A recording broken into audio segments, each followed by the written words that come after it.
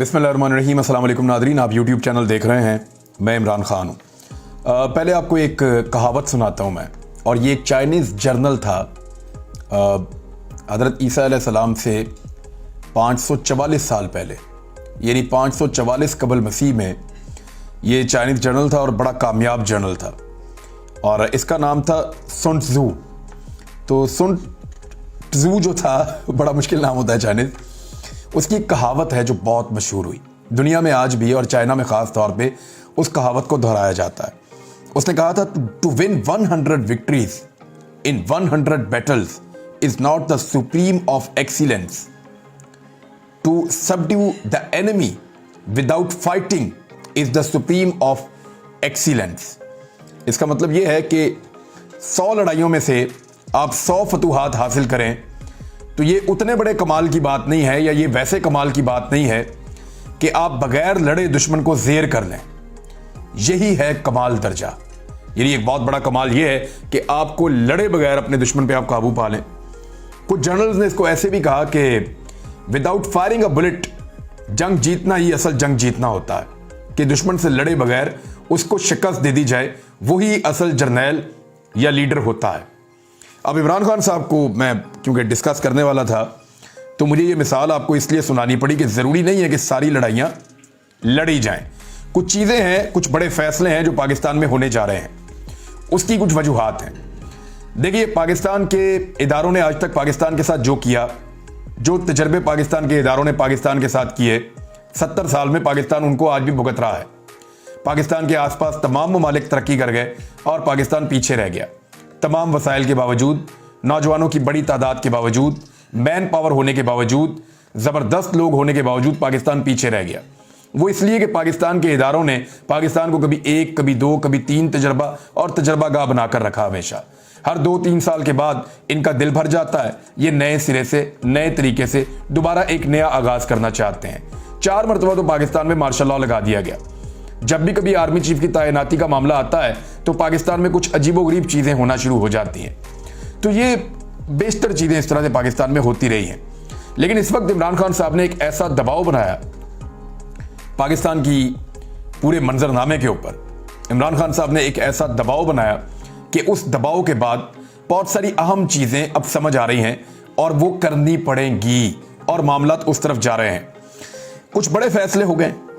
कबल अज़ वक्त इंतखाबात जो हैं वो होंगे और वो देने पड़ेंगे, क्योंकि जो इम्पोर्टेड सरकार बनाई गई थी, पीडीएम की जो हुकूमत है, वो मईशत को और मुल्क को संभालने में मुकम्मल तौर पर नाकाम हो गई है।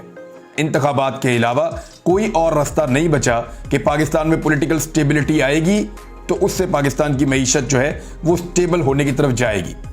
एक और चीज़ ये है कि नवाज शरीफ साहब की जिद थी कि वो एक तैनाती के मामले के ऊपर अपना एक मखसूस फैसला करवाना चाहते थे, लेकिन उनकी जिद को रद्द कर दिया गया है और उनकी जिद को मानने से इनकार कर दिया गया है, क्योंकि नवाज शरीफ साहब की जो जिद है वो आइन और कानून से मुतसादम है। यानी मेरी इंफॉर्मेशन के मुताबिक सीनियरिटी की एक लिस्ट जो है वो पीएमएलएन के पास है। नवाज शरीफ साहब की उस लिस्ट के अंदर एक ऐसे जनरल का नाम पहले नंबर पे है जो जनरल कमर जावेद बाजुआ से भी 2 दिन पहले रिटायर हो रहे हैं। मैंने ये सवाल रखा एजाजुल हक साहब के सामने। एजाजुल हक साहब एक बड़े सीनियर पॉलिटिशियन हैं, बल्कि वो ज़ियाउल हक साहब के साहबजादे भी हैं। पाकिस्तान की एस्टेब्लिशमेंट को, फ़ौज को, अफसरान को वो बहुत अच्छे तरीके से जानते हैं। तो मैंने उनसे जब ये पूछा, क्योंकि एक लंबी इंस्टीट्यूशनल मेमोरी है उनके पास, तो मैंने उनसे पूछा कि 29 तारीख को जो लोग सीनियर होंगे, क्या वही लोग सीनियर होंगे या इस वक्त तक जो लोग सीनियर हैं उनको भी कंसिडर किया जा सकता है? क्योंकि जो मौजूदा लिस्ट है उसमें जनरल आसिम मुनीर सबसे सीनियर ऑफिसर के तौर पे हैं, जनरल साहिर शमशाद दूसरे नंबर पे आते हैं। लेकिन अगर उनकी रिटायरमेंट हो जाती है 27 नवंबर को, तो 29 नवंबर को सबसे सीनियर जनरल साहिर शमशाद होंगे और दूसरे नंबर पे अजहर अब्बास साहब आएंगे। तो इस तरह ये एक मुख्तलिफ लिस्ट हो जाएगी। तो जनरल ज़ियाउल हक साहब के बेटे एजाजुल हक साहब ने मुझे बताया कि जो लोग 29 नवंबर को सीनियरिटी लिस्ट में पहले, दूसरे, तीसरे, चौथे, 5वें नंबर पर आएंगे, वही एक्चुअल सीनियरिटी लिस्ट है। ये उन्होंने मुझे ऑन द रिकॉर्ड बताया, बोल टीवी पे बात करते हुए। बहरहाल फिर इसका मतलब है नवाज शरीफ साहब जो मांग रहे हैं वो कानून और आइन से कुछ हद तक मुतसादम है, और फिलहाल उन्हें वो नहीं मिल रहा। मैं फिलहाल का लफ्ज़ इसलिए इस्तेमाल कर रहा हूं कि अभी भी दिन बाकी हैं और इमरान खान साहब ने 26 नवंबर तक का टाइम दिया है। 26 नवंबर तक का टाइम इमरान खान साहब ने क्यों दिया है? इसके पीछे मौका भी है उन तमाम लोगों और ताकतों के लिए जो पाकिस्तान को कंट्रोल करके बैठे हुए हैं और पाकिस्तान का गला घोंटा हुआ है, जिसकी वजह से पाकिस्तान की इकोनॉमी जो है वो घुट रही है। उनके पास मौका है कि वो इमरान खान के निकलने से पहले पहले कोई सलूशन इसका निकालें और वो इमरान खान साहब को बताएं। तो इमरान खान साहब इस्लामाबाद में एक जलसा करें, यौम तशक्कुर करें, पूरे पाकिस्तान को इस्लामाबाद में इकट्ठा करें, वहां पे अनाउंसमेंट करें और फिर बैठ के मामलात को तय कर लें। चाहे ये मामलात असेंबली के अंदर बैठ कर तय हो, चाहे ये मामलात असेंबली के बाहर बैठ कर तय हो। कुछ चीजें हैं जो इमरान खान साहब की डिमांड्स हैं जो पूरी करनी पड़ेंगी, उनके मुतालबात हैं। नंबर एक तो यह है कि जो एल्फी लगाई गई है पीडीएम को, यानी वहीं आपको पता चल जाएगा कि सियासत के अंदर इस वक्त भी एस्टेब्लिशमेंट का किरदार है या नहीं है। अगर तो वो अपने आप को बाहर करते हैं तो फौरी तौर पे पीडीएम को जो एल्फी लगी है वो एल्फी निकाल दी जाएगी। एल्फी निकलते ही पीडीएम की जो इत्तेहाद है वो ताश के पत्तों की तरह बिखर जाएगा और ये हुकूमत गिर जाएगी। इस हुकूमत के गिरते ही नए इलेक्शन की तरफ जाने का रास्ता खुल जाएगा। इलेक्शन की तारीख और इसकी यकीन दहानी पर या तो तारीख दे दी जाएगी या उसकी यकीन दहानी करवा दी जाएगी। तो फिर इमरान खान साहब की टीम जो है वो हुकूमती टीम के साथ मुज़ाकरात करेगी, चाहे वो मुज़ाकरात असेंबली के अंदर हों या असेंबली के बाहर हों, और उसके नतीजे में अगले इंतखाबात के लिए मोडालिटीज़ और जो चीज़ें हैं उनको तय कर लिया जाएगा। साफ बात है कि इलेक्ट्रॉनिक वोटिंग मशीन को रद्द किया जाएगा, उसको हिस्सा नहीं बनाया जाएगा। साफ बात है कि ओवरसीज पाकिस्तानियों को वोट डालने का हक नहीं दिया जाएगा। लेकिन इमरान खान साहब का एक बड़ा दरीना मुतालबा है कि इलेक्शन कमीशन जो है उसको तब्दील किया जाए, यानी चीफ इलेक्शन कमिश्नर उनको किसी सूरत कबूल नहीं है और साफ और शफाफ इंतखाबात के रास्ते में वो एक बड़ी रुकावट है। लिहाजा ये मामला जो है इसके ऊपर इमरान खान साहब को और जो हुकूमती जमातें हैं उन सबको बैठना पड़ेगा। एक और ये है कि वैसे तो फौज ये कहती है कि उनका सियासत से कोई ताल्लुक नहीं है, लेकिन मेरे ख्याल में फौज का सियासत से गहरा ताल्लुक है और फौज का सियासत से ताल्लुक इतनी जल्दी ख़त्म भी नहीं होगा और ना वो ख़त्म करेंगे। मगर ये तासुर बनाने की कोशिश की जाएगी कि फौज का सियासत से ताल्लुक नहीं है और फौज अपने आप को इस अमल से बाहर रखेगी और बाहर रखने का फैसला कर रही है। तो एक बड़ा अच्छा फैसला होगा, लेकिन इसके लिए बहुत कुछ साबित करना पड़ेगा। नंबर एक, ये साबित करना पड़ेगा कि एल्फी निकाल ली जाए। पीडीएम की जो इत्तेहाद है पीडीएम का, वो ताश के पत्तों की तरह बिगड़ता हुआ आपको दिखाई देगा। तो समझ लीजिएगा कि फिर जो इदारे हैं या एस्टेब्लिशमेंट है उन्होंने अपने आप को इस सारे अमल से बाहर निकाल लिया है। जिस वक्त आप पाकिस्तान को इलेक्शन की तरफ जाता देखें तो फिर आप समझ लीजिएगा कि इदारे अपने आप को बाहर ले जा चुके हैं। अभी तक तो जो चीज़ें कंट्रोल हो रही हैं, मैं कभी नहीं मान सकता कि पीडीएम की ये जमातें जिनकी ना एक दूसरे से शक्ल मिलती है, ना हरकतें मिलती हैं, ना नज़रियात मिलते हैं, ना सोच मिलती है, ये मिलकर एक हुकूमत चला सकती हैं। इनको मिलाया गया है और मिलाकर एक हुकूमत बनाई गई है और हुकूमत चलाने पर मजबूर किया जा रहा है। अब कुछ लोग जो है वो मिसाके पाकिस्तान की बात करने लग पड़े हैं कि एक मिसाके पाकिस्तान किया जाए। कभी मिसाके जमहूरियत होता है, कभी कोई मिसाक हो जाता है, कभी कोई मिसाक हो जाता है। अब एक नया मजाक किया जा रहा है। मेरे ख्याल में अगर मिसाके पाकिस्तान किया जाए तो उसमें पाकिस्तान की फौज का पाकिस्तान की सियासत से किरदार हमेशा के लिए ख़त्म कर दिया जाए, क्योंकि जब तक सियासत में फौज किरदार अदा करती रहेगी तब तक बार बार आपको इस तरह के मिसाक करने पड़ेंगे और ऐसे फार्मूलाज आपको देने पड़ेंगे लोगों की नाराजगी खत्म करने के लिए। लिहाजा फौज का सियासत से किरदार खत्म होना नहायत ज़रूरी है। हाँ, ये ज़रूर है कि फौज की जो इंस्टीट्यूशनल मेमोरी है, जो एक पूरा का पूरा एक रिकॉर्ड है, उसको इस्तेमाल किया जाए, फौज से फ़ायदा उठाया जाए। आम मामलात के अंदर मुशावरत भी की जा सकती है। दाखिली और खारजी मामलात के अंदर दुनिया भर की अफवाज जो हैं वो अपने मुमालिक के जो सरबराह या हुकूमतें हैं उनकी मदद करती हैं, तो फौज यहाँ मदद कर सकती है। लेकिन इंतज़ामी मामलात हों, हुकूमत के मामलात हों, करप्शन के और एहतसाब के मामलात हों, सियासतदानों को दबाने के मामलात हों, हुकूमतें बनाने या हुकूमतें गिराने के मामलात हों, इनसे फ़ौज को बाहर रहना चाहिए। और माजी में बदकिस्मती से फ़ौज हमेशा से इसका हिस्सा बनी रही है। तो ये बड़े फैसले हो रहे हैं। इसकी एक और जो नज़ीर मिलती है और एक और जो इसकी मिसाल मिलती है वो है जी एक और ख़बर में, और वो ये खबर है, खबर छपी है जनाब एयरवाई के ऊपर कि बैलेट पेपर्स के लिए भी कागज़ हासिल कर लिया गया है। ये बहुत फाइनल मराइल में ये चीज़ें हो रही होती हैं। इसका मतलब है पाकिस्तान इलेक्शन की तरफ जा रहा है। वो इलेक्शन कमीशन जिसने अदालत में आकर कह दिया था हम तो इलेक्शन करवा ही नहीं सकते, इमरान खान ने और सदर आरफ अलवी ने असम्बलियाँ तहलील कर दी हैं, नए इंतखाबात के लिए 3 महीने का वक्त है, हम तो इलेक्शन करवा ही नहीं सकते, क्योंकि उस वक्त जो हैंडलर्स थे वो चाह रहे थे कि इलेक्शन ना हो। लेकिन इस वक्त जो खबरें उनकी निकल कर आ रही हैं वो जरा आप सुन लीजिए। जराए का कहना है कि आम इंतखाबात के लिए गैर हसास मटीरियल भी खरीद लिया गया है, बैलेट पेपर्स के लिए कागज भी हासिल कर लिया गया है, इंतखाबात के लिए मटीरियल की प्रिंटिंग जारी है, जबकि हल्का बंदियां भी मुकम्मल हो चुकी हैं। इंतखाबी फहरिस्तें अपडेट हो चुकी हैं। पोलिंग स्टाफ का तमाम डाटा, पोलिंग स्टेशंस कितने होंगे और कहां कहां होंगे, सब डाटा तैयार कर लिया गया है। जराए का कहना है कि इंतखाबी अमले की तरबियत की तैयारी भी मुकम्मल कर ली गई है। RMS के इस्तेमाल की हिकमत अमली पर भी जो उसको मुरतब कर लिया गया है, और ROs और डिप्टी ROs की फहरिस्तें और डाटा तैयार कर लिया गया है।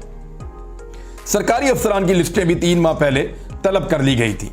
यानी अब वो इलेक्शन कमीशन जो चंद माह पहले कह रहा था कि हम इलेक्शन करवा ही नहीं सकते इस वक्त, अब वो पूरी तरह से इलेक्शन के लिए तैयार है। गो कि अभी इलेक्शन का जो सही टाइम आने में 10 महीने बाकी हैं, लेकिन इलेक्शन कमीशन का ये कहना है कि अब हम इलेक्शन करवा सकते हैं, और हम इलेक्शन करवाने के लिए आज भी ऐलान होता है तो मुकम्मल तौर पे तैयार हैं।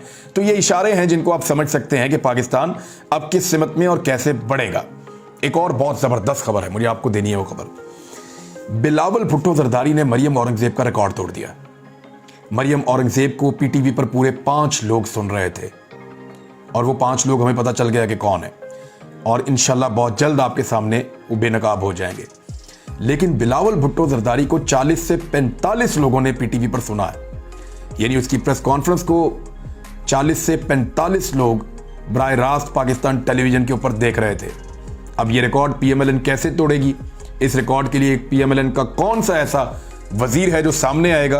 क्योंकि बिलावल ने बहुत बड़ी मुश्किल पैदा कर दी है कि मरियम औरंगजेब का रिकॉर्ड 9 गुना ज्यादा व्यूअरशिप लेकर तोड़ दिया है। यानी 40 से 45 के बीच में नंबर मूव कर रहा था, कभी 45 तक जाता था, कभी 40 तक आता था। तो लाइव इतने लोगों ने पाकिस्तान टेलीविजन पे बिलावल भुट्टो जरदारी को ऑनलाइन देखा है। लेकिन फिर हुआ यह कि उसी वक्त इमरान खान साहब की तकरीर आ गई। सिर्फ जो मेरा अपना YouTube चैनल है, 6 घंटे के बाद का ये डाटा मैं आपको बता रहा हूं, इस पे बिलावल को 6 घंटे गुजरने के बाद 116 लोग देख चुके हैं, जबकि इमरान खान साहब को 175,000 लोग देख चुके हैं। 1,75,000। ये सिर्फ मैं अपने चैनल की बात करूं, मेरा छोटा सा चैनल है। बाकी इमरान खान साहब को मिलियंस के अंदर लोगों ने देखा और लगातार उनको सुन रहे हैं। तो ये इमरान खान का मुकाबला कैसे करेंगे सारे मिलके? मैं तो हैरान हो जाता हूं देखकर। तो ऐसे में बहुत मुश्किल है कि ये इतने आराम से इलेक्शन देंगे। अभी थोड़ी सी खिचड़ी पकेगी, थोड़ी सी चीजें होंगी। लेकिन वो शहबाज शरीफ साहब ने एक जुमला कहा था बड़ा मजेदार, और वो जुमला मुझे हर ऐसे मौका पर शहबाज शरीफ साहब जब भी ऐसी किसी मुसीबत में या चीजों में फंसते हैं तो मुझे वो जुमला याद आ जाता है। शहबाज शरीफ साहब ने कहा था कि बेगर्स कांट बी चूजर्स, कि जो भिखारी हैं उनकी कोई चॉइस नहीं होती। भिखारी चॉइस नहीं कर सकते, वो इंतखाब नहीं कर सकते, वो फैसला नहीं कर सकते, तो फैसला कहीं और होगा। मेरी दुआ है कि सियासतदानों को अल्लाह ताला वो ताकत दे और वो हिम्मत दे कि वो अपने फैसले खुद कर सकें, और जिनके हाथों में उनके फैसले पिछले 70 साल में रहे हैं उनके हाथों से वो फैसले भी ले लिए जाएं, और उनके हाथों से बहुत बड़ी बड़ी चीजें, जो जिम्मेदारियां उन्होंने इजाफी उठाई हुई हैं, वो भी उसको छोड़ें, ताकि पाकिस्तान खुली हवा में सांस ले, पाकिस्तान आगे बढ़े, पाकिस्तान में कंपटीशन आए, पाकिस्तान में आम लोगों को भी वही सारी फैसिलिटीज और सहूलियात मिले जो खास लोग लेकर उड़ जाते हैं, और यहां पे कंपटीशन किसी को करने ही नहीं देते। नैब कराची से, यानी जिन लोगों को सहूलत फराहम की गई है, उनके जरा कारनामे आप चेक करें। एक और सीनियर प्रोसिक्यूटर ने इस्तीफा दे दिया है। नैब प्रोसिक्यूटर RD कल्होर, उन्होंने इस्तीफा चेयरमैन नैब को भेज दिया है। 2010 से ये नैब के साथ काम कर रहे थे। इससे पहले भी 2 सीनियर प्रोसिक्यूटर ने ओहदे से इस्तीफा दे दिया था। प्रॉब्लम यह है कि हाई प्रोफाइल केसेस वापस लेने पर नैब प्रोसिक्यूटर बहुत ज्यादा दबाव का शिकार हैं।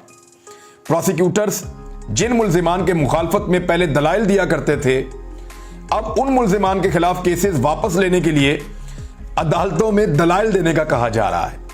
यानी पहले जिनको मुजरिम साबित करना होता था, अब उनको मासूम साबित करना होता है। मुंह भी वही, जबान भी वही, हाथ भी वही, बंदा भी वही, शक्ल भी वही, मौकफ ही बदल गया।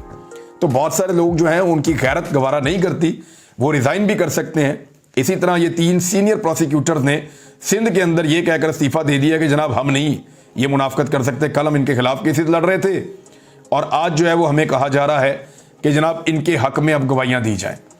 पाकिस्तान की मईशत के बारे में फिर एक खबर है। और शब्बर जैदी साहब ने इसके ऊपर बात की है। FBR के साबिक चेयरमैन हैं और एक्सपर्ट हैं। उन्होंने कहा मुल्की मईशत के हवाले से खतरे की घंटी बजा दी है। उन्होंने खबरदार किया कि फौरी तौर पर मौसर इक़दाम ना किए गए तो हालात मजीद संगीन हो सकते हैं। उन्होंने ARY की न्यूज़ में बात की और उन्होंने खसूसी गुफ्तगू करते हुए कहा कि पाकिस्तान के माशी हालात तेजी से मुसलसल खराबी की तरफ जा रहे हैं। उन्होंने कहा कि IMF के साथ मुआहदे के बावजूद मजीद मसाइल पैदा हो रहे हैं। पाकिस्तान में टैक्स की कलेक्शन कम हुई है जिसकी वजह से IMF नाराज है। शब्बर जैदी का कहना था कि IMF ने 800 अरब रुपए के मजीद टैक्सेस लगाने का मुतालबा किया है, लेकिन मौजूदा हुकूमत इस पोजीशन में नहीं है कि मजीद टैक्सेस लागू करे। उन्होंने कहा कि हुकूमत मजीद टैक्सेस नहीं लगाती तो नतीजे में यकीनन IMF के साथ डेडलॉक पैदा होगा। मौजूदा हुकूमत ने रेवेन्यू और टैक्स कलेक्शन में कोई बेहतरी नहीं की। एक सवाल के जवाब में उन्होंने कहा कि पाकिस्तान का रिस्क रेट भी मुसलसल बढ़ता चला जा रहा है, जिसकी वजह से भी आलमी सतह पर पाकिस्तान पर एतमाद ख़त्म हो रहा है। ये बड़ी अनफॉर्चुनेट सिचुएशन है। कुछ और चीज़ें थी मुझे आपके साथ शेयर करनी थी, लेकिन मैं अगले वीलॉग में करूँगा। अब तक के लिए इतने, अपना ख्याल रखिएगा, अपने चैनल का भी। अल्लाह हाफ़िज़।